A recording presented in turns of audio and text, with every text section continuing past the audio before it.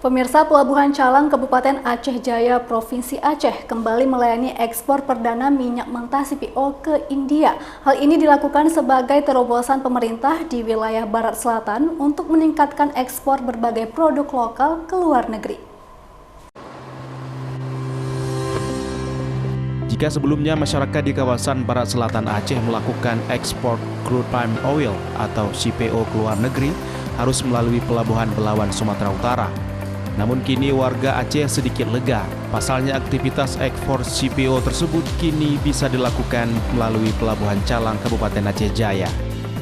Layanan ekspor impor melalui Pelabuhan Calang ini sengaja dilakukan guna mendorong potensi usaha masyarakat dan pelaku usaha perkebunan dan minerba.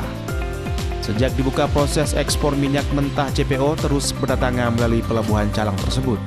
Selain menghemat biaya transportasi dan efisiensi waktu bagi masyarakat Barat Selatan Aceh, Pelabuhan Calang ini dinilai dekat dengan berbagai negara di Asia. Sementara proses perizinan untuk aktivitas ekspor impor bea cukai Aceh Barat akan membantu proses dokumen ekspor dari hulu hingga ke hilir.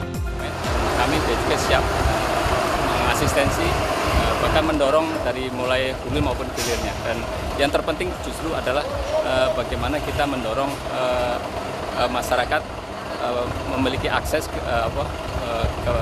untuk pintu masuk pintu keluarnya, terutama dari sisi pelabuhan dan dukungan dari sarana prasarana yang untuk produksinya.